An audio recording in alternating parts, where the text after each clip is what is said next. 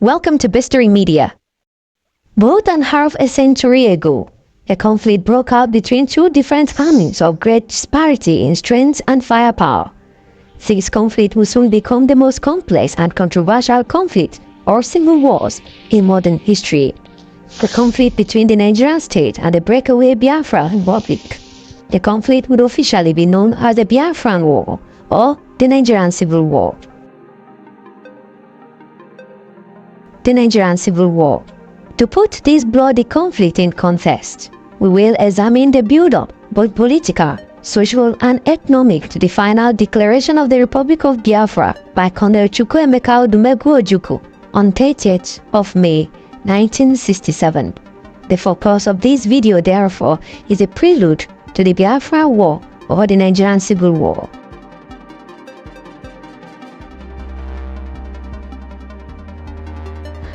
At independence in October 1960, expectations for the future of the country is high. Nigeria is the most populous country in Africa, and the discovery of petroleum in commercial quantity in the Niger Delta in 1958 would make it even more promising. The potential for economic growth was great. Nigeria would now be labeled the giant of Africa. Many people both within and outside the country now believe that Nigeria will soon rise to claim her place in African and global affairs. Nigeria will now see herself as a beacon of hope and progress for other colonized people emerging from the yoke of colonization, especially in Africa. A decade later, by 1970, Nigeria's stability and reputation would be severely damaged by uncontrolled political corruption, economic underdevelopment, military coups, and social unrest. All these strives would result in a bloody conflict between the Nigerian state and the breakaway Biafra Republic. A war which lasted for 30 months ended on 15th January 1970. The geographical area now known as Nigeria was created by the British colonial administration in 1914, and the people who lived in this area would now be called Nigerians. But there is nothing Nigerian about these people, as regional and sub-regional divisions would soon begin to undermine every effort aimed at creating a unified national consciousness and national identity for the people. This would be further worsened by the regional and federal emphasis of the constitutions of the 1950s. These constitutions stipulate that access to power at the national level was to be derived from holding power at the regional level. The largest ethnic groups in each region, the Hausa Fulani, Yoruba and Igbo in the northern, western and eastern regions respectively, would dominate other minority tribes in their respective regions and would contest for power at the federal level. Other ethnic minority tribes in each region would begin to feel alienated from the political power game and begin to create intra-regional opposition that would bring about further subdivisions in each region. Since power derived most immediately from association on the sub-national level, there seemed to be very little to gain in domestic politics from identifying on the national level. When Nigeria became an independent sovereign state in 1960, in many ways, it was a state without a nation. Official corruption, rigged election, ethnic bething, bullying and thuggery dominated the conduct of politics in the First Republic, which existed from 1960 to 1966. Since regional identities were strong and national identity was weak, the greatest fear of most Nigerians in the 1960s was that their region would be dominated by others. Southerners from eastern and western regions feared northern domination, and the northerners feared southern domination. These fears would lead to severely flawed elections in 1964 and 1965, in which all kinds of dirty tricks were employed by every side. Under these circumstances, many Nigerians came to realize that the federal system was dysfunctional and that Nigeria should cease to exist in this present form. The feelings were strong and would result in the first military intervention in 1966. In the early hours of January 15, 1966, Nigeria's first military coup began. The coup was led by 5 majors: Kaduna Nziogu, Emmanuel Ifeajina, D. Okafor, C.I. Anuforo, and A. Ademoyega. The leaders of the coup claimed that their goal was to bring an end to tribalism and corruption that had characterized the First Republic. In the process, the majors arrested all the regional premiers and killed the federal Prime Minister Tafawa Balewa, Premier Samuel Ladoke Akintola of the Western region, and Ahmadu Bello of the Northern region. Many northern military officers were also killed in the coup. Despite the many high-profile murders carried out by the 5 majors, the coup was not a complete success. Nevertheless, with so many of the most powerful political figures in Nigeria dead or imprisoned, the country was thrown into further political crisis. Major General Johnson Thomas Aguiyi, the commanding officer of the Nigerian army, would immediately take over power at the center. His main concern is to restore law and order, maintain essential services, eradicate regionalism and tribalism, and end corruption. Ironsi said his government will last only until such a time when a constitution is brought out according to the wishes of the people. Ironsi outlawed political parties and placed military governors in each of the regions. Lieutenant Colonel Chukwuemeka Odumegwu Ojukwu was the new governor of the Eastern region. Initially, the military coup and the ascendancy of Ironsi were viewed very positively, particularly in the south. To many Southerners, the removal of the civilian government marked the end of an agenda of Northern domination. In the Western region also, the collapse of the unpopular NNDP regime was greeted with jubilation, and the rioting and unrest that had plagued the region since the October elections came to an almost immediate end. Ironsi's subsequent policies as head of state were not in consonance with Northerners. Northerners will now view the coup as Ironsi and Igbo's agenda to dominate them through the military. In many ways, however, circumstantial evidence corroborated such a view. In the first place, 4 of the 5 majors who led the January coup were Igbos. Secondly, among the officers and politicians killed in the coup, only 1 had been Igbo, while the majority had been Northerners. While Tafawa Balewa and Ahmadu Bello from the north had been murdered, along with their ally Akintola, the Igbo premiers of the Midwestern and Eastern regions had been arrested but later released. To many, this pattern indicated that the coup was primarily an Igbo strike against the north. To make matters worse, Ironsi made several moves in the first half of the 1960s that led many Northerners to believe that he was part of an Igbo conspiracy against the North. Ironsi was himself an Igbo, and in an unwise political move, he tended to surround himself with Igbo advisors throughout his time in power. He allowed the coup plotters to remain in detention rather than bringing them to trial for the crimes that Northerners believed they had committed. He has also been accused of accelerating the promotion of Igbo officers in the military, counter to the dictate of the quota system. The most damning evidence against Ironsi in the eyes of Northerners, however, came in the form of Decree No. 34 of May 24, 1966, in which he officially abolished the federal system and replaced it with a unitary system. The regional structure of Nigeria ceases to exist and was replaced by a group of provinces. In the same vein, both the military and the civil service, which had previously been administered regionally, would now be integrated and administered from the center.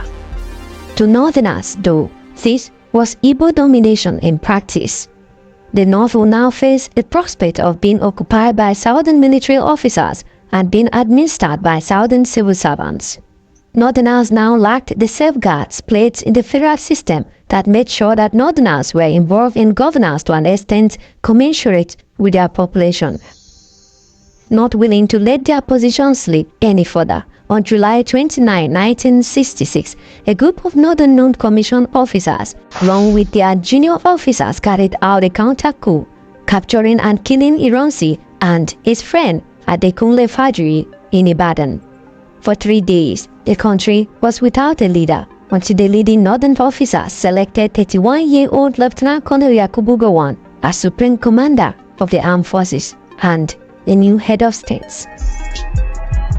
Gowon would immediately announce the repeal of Decree No. 34, indicating that Nigeria was committed to unity within a federal structure with respect for regional differences.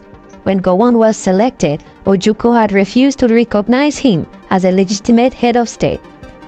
Gowon was to find reconciliation with Lieutenant Colonel Ojukwu, the Igbo military governor of the eastern region, who had many grave reservations about the legitimacy of the counter-coup, difficult.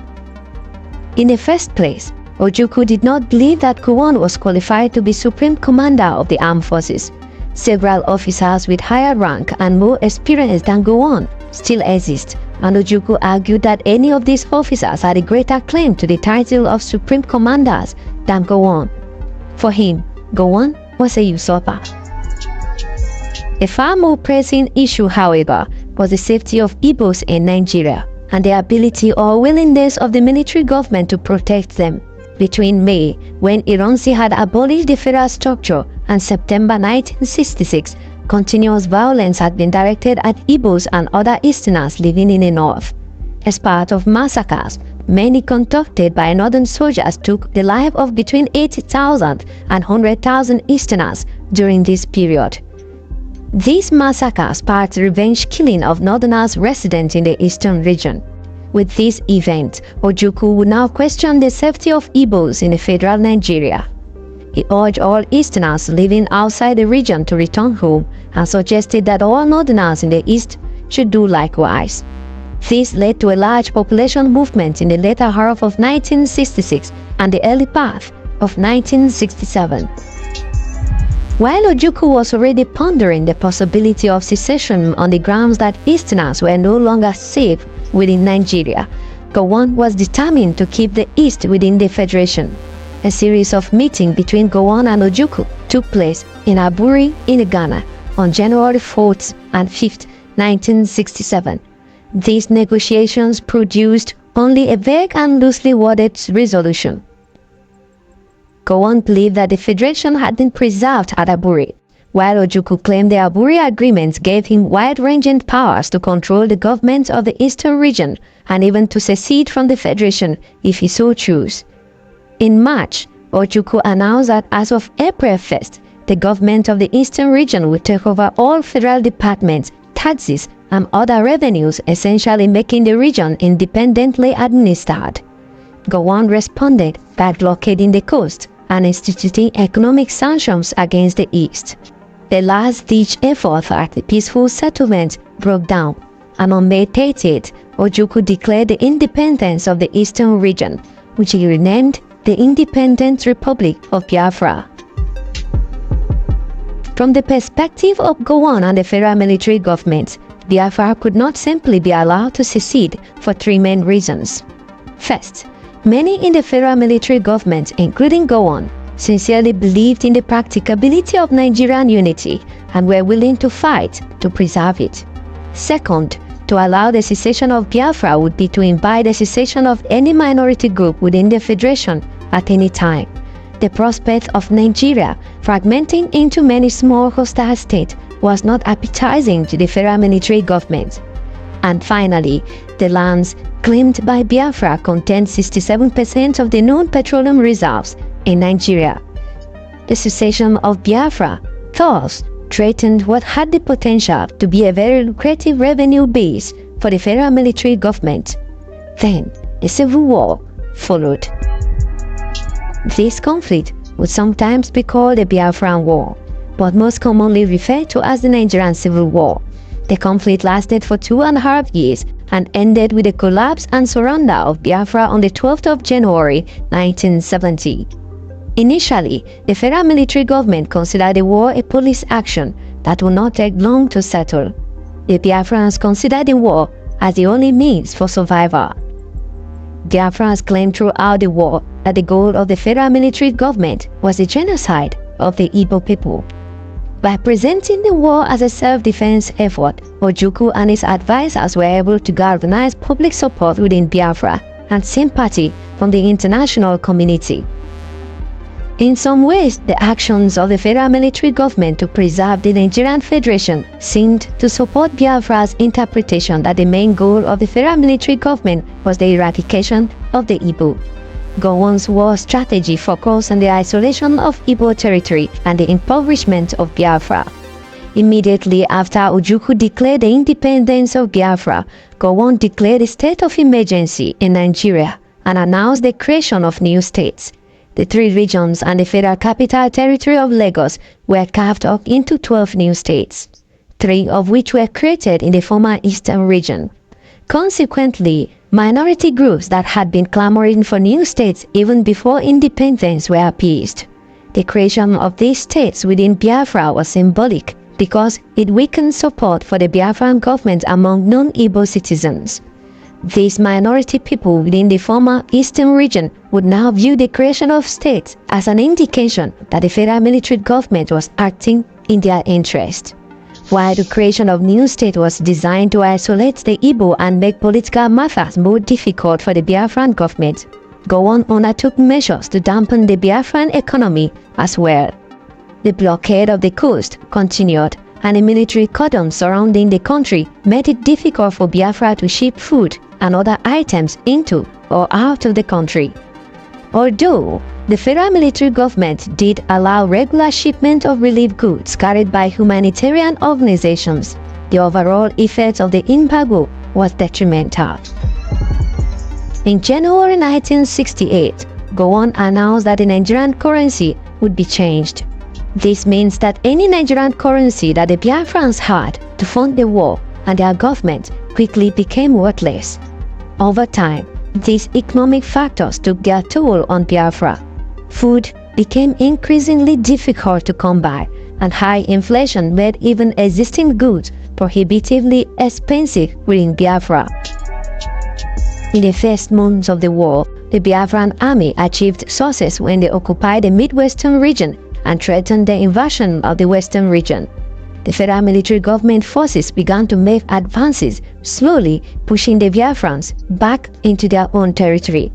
Federal troops quickly pushed the Biafran army out of the Midwestern region, occupied Enugu, Biafra's first capital, on October 4, 1967, and by October 18, Calabar would equally fall.